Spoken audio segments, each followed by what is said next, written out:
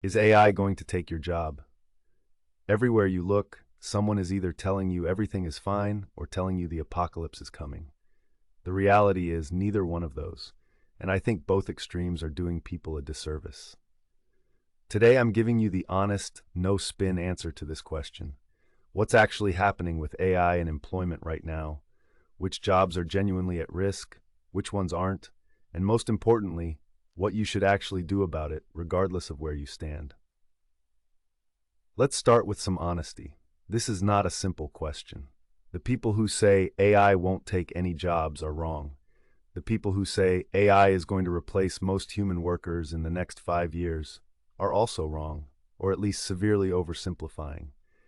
What's actually happening is nuanced, and nuance is exactly what you need when you're thinking about your career and your future. Here's the framework I want you to use. AI doesn't replace jobs, it replaces tasks.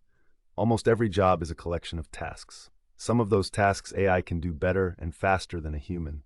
Some of those tasks AI cannot do at all.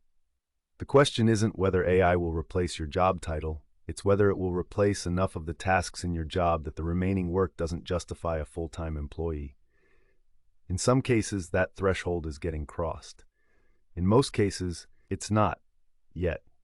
But the distribution is shifting, and understanding where you land in that spectrum is important. Let me be direct about which categories of work are genuinely under pressure from AI right now. I'm not here to sugarcoat it. First, high-volume, pattern-based cognitive work. This includes things like data entry, basic document processing, routine report generation, and standard form filling. These tasks are being automated at high rates right now, not just theoretically but practically. Companies are already deploying AI to handle this work and reducing the headcount needed for it. Second, first draft content creation at scale. Entry-level copywriting, generic blog posts, basic graphic design, simple social media content management.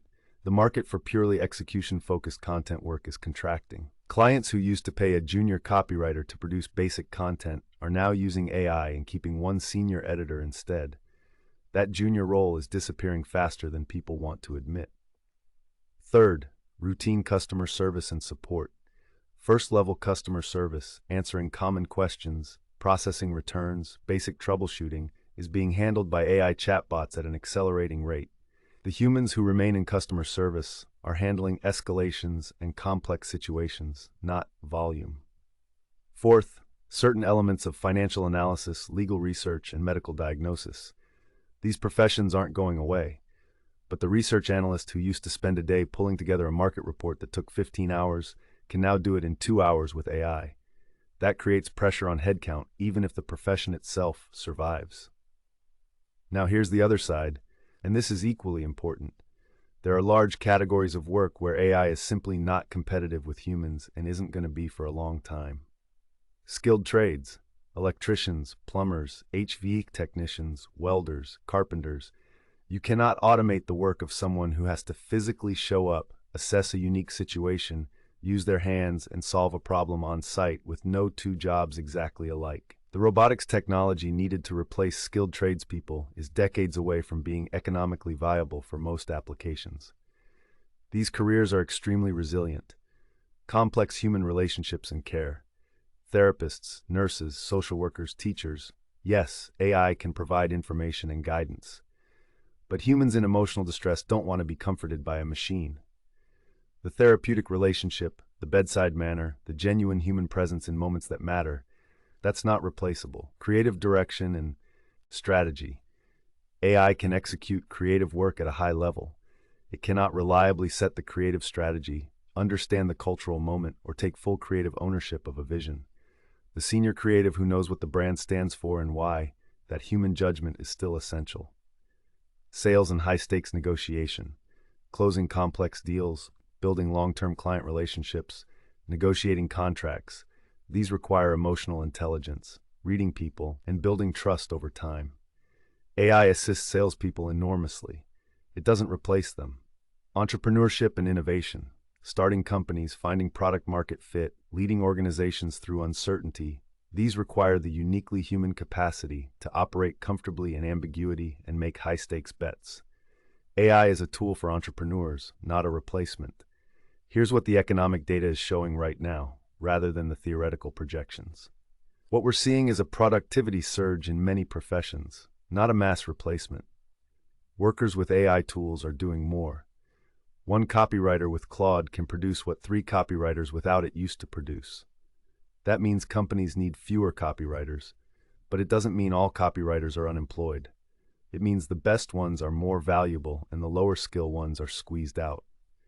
This pattern, fewer but more valuable workers in a category, is what we're seeing across multiple industries. It's not mass unemployment, it's competitive pressure. The floor of what you need to be capable of is rising. If you were coasting on being average at a task that AI can now do well, that's a real problem. If you're above average at your work and you're willing to augment it with AI, you're in a better position than ever. The other pattern, new jobs are emerging. AI trainers, prompt engineers, AI workflow designers, AI ethics reviewers, AI customer success managers, roles that didn't exist 3 years ago, are now hiring. The labor market is transforming, not collapsing. Here's the nuanced point that I think is actually the most important one. AI isn't going to take your job.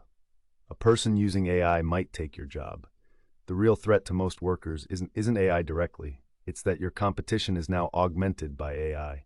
And if you're not augmenting yourself with the same tools, you're falling behind in relative capability. The worker who uses AI to do twice as much work at the same quality level as you is a real competitive threat. This is the framing that should actually change your behavior. Not, will a robot replace me, but is someone else going to make me look slow and expensive by comparison? In almost every profession, the answer to that question is yes, if you don't adapt. And the good news is that adapting is entirely in your control. Learning these tools is accessible, often free or low cost, and doesn't require a technical background. Here's the practical action plan, regardless of your profession. First, audit your tasks. Write down the 5 to 10 main things you do at work. Then honestly ask, could AI do a decent version of this? Not a perfect version, a decent one. The tasks where the answer is yes are the ones where you need to either add more human value or learn to use AI to do them faster so you maintain your efficiency advantage. Second, get curious about the AI tools in your specific field. Every industry has emerging AI tools now. If you're in finance, there are AI tools for financial analysis. If you're in law, there are AI tools for legal research. If you're in medicine, there are AI tools for diagnostics. Find out what exists in your field and start experimenting. You don't need to master everything. You need to not be ignorant. Third, invest in the skills that AI genuinely can't replicate well. Critical thinking, complex communication, emotional intelligence, creative judgment, physical skilled work. These are your insurance policy. Fourth, don't wait for your company to train you.